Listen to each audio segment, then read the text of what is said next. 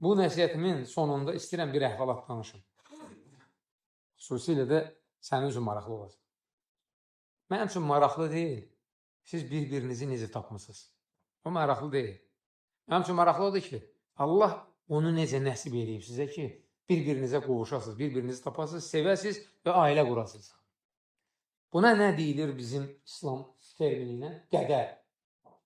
Bu hələ siz üzr istəyirəm ifadəmə görə ana bətnində olanda yazılıb ki, sən bu qızla ailə quracaqsın. Bu qədərdir. Və Allahın sənə bəxş etdiyi o qədərə nankorluq eləməməlisən. O qızı ovcunun içində saxlamalısan. Necə ki, balıq qulağının içində mirvari olur, heç keç görməsin. Ancaq sənin üçün əziz olsun. Qoruyasan. Ömrünün axırına qədər. Bizdə deyirlər, həyat yoldaşı, yəni həyatın axırına kimi yoldaş. Qoşa qarıyasınız. Bunun üçün həmin o əhvalatı danışıram. Baxın, görün, həqiqətən də Allah Teala istədiyini çalışdırır.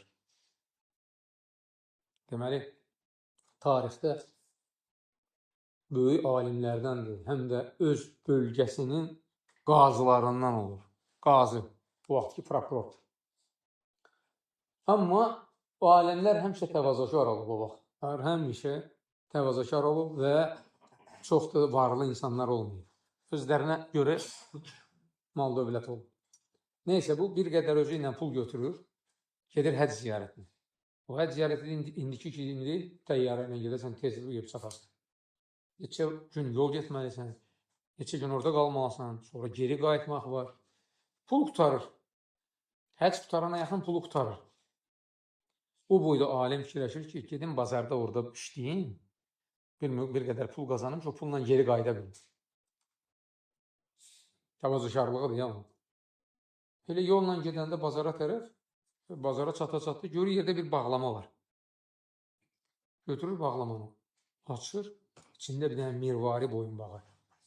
Mirvarinin indi dəyəri yoxdur, amma o vaxtda ən bahalı, qızıldan da bahalı mirvari. Çünki o oradan çıxartmaq çox çətin olurdu. Dalğıcılar girib oradan çox, ona görə mirvari olduqca baha idi.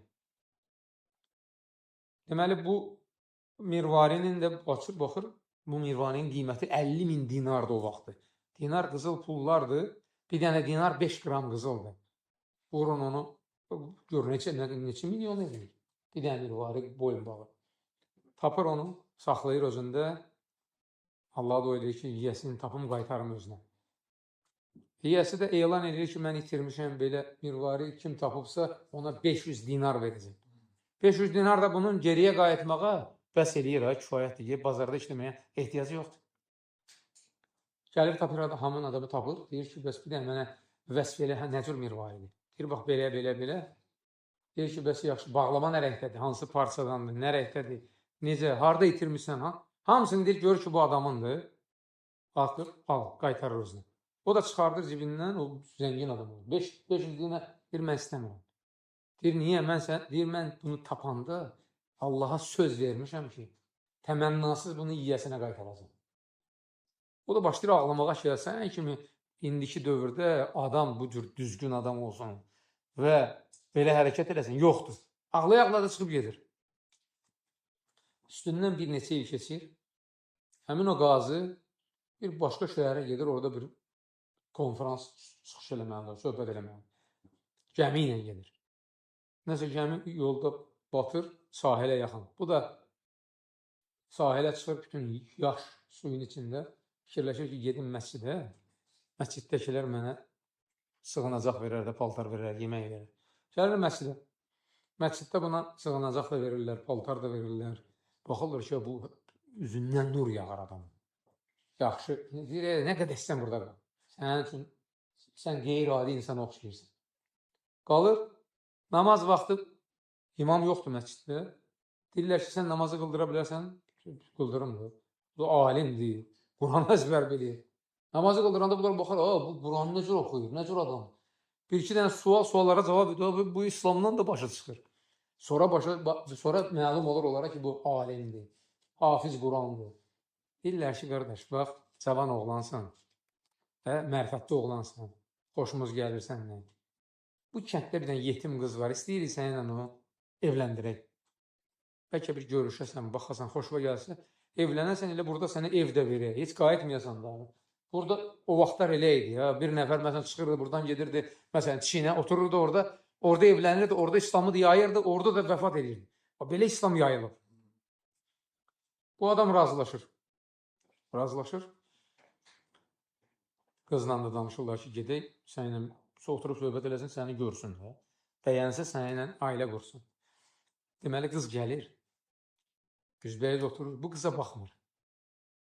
Qızın boyunbağına baxır ancaq. Diqqətlə belə baxır, qız da pərt olur da ki, gətiriblər ki, mənə baxsın, boyunbağıma baxır. Bu dünya malı, dünya adamıdır ki, bu. Başını salır aşağı, qız qalxır, ağlaya-ağlaya gedir, inciyirlər. Cəmaat deyir ki, nə oldu? Deyir, bu adam deyir, mənim boyunbağıma baxır. Bu dünya malına həris insandır da bu. Bunlar deyir, ola bilməz, biz 2-3 həftədir bu ilə bir yerdəyik. Bunun kimi bu yerdə mümin adam yoxdur. Burada nəsə var. Bunu yoxlamaq lazım, soruşmaq lazımdır özündən. Gəlirlər alimin yanına ki, bəs doğrudur, sən onun boyunbağına baxırdın. Deyir, bəli. Deyir, niyə? Deyir, çünki o boyunbağını mən bir neçə il bundan əvvəl həcc ziyarətində tapmışdım. Tapdığım həmin boyunbağıdır. Yadıma o əhvalat düşdü. Bu yığışanların hamısı başlayır ağlamağa. Deyir, nə oldu sizə birdən? Niyə ağlayırsınız? Deyir ki, bilirsən, bunun atası kimdir? Bunun atası həmin o boyunbağının yiyəsidir. Həzdən qaydandan sonra vəfat ediyənə qədər Allaha dua edirdi ki, o adamı bir daha qarşıma çıxar, qızımı ona verim, ondan layiqlisini tapa bilməyəsən. Və deyir, Allah da səni gətirdi, çıxartdı bunu. Bu qədərdir, qədər. İndi, əgər Allah Subhanahu sənə qədərinə yazıbsa və gözəl o cür ailə, belə, hardan tapacaqsan o cür? Həm də sevdiyin, istədiyin. Bunu qorumalısan, qardaş. Göz bəbəyin kimi qorumalısan və qorumaq üçün təkcə belə kişi xasiyyətindən əlavə qoruyana gərək dua eləyəsən ki, o da kömək eləsin, o da qorusun.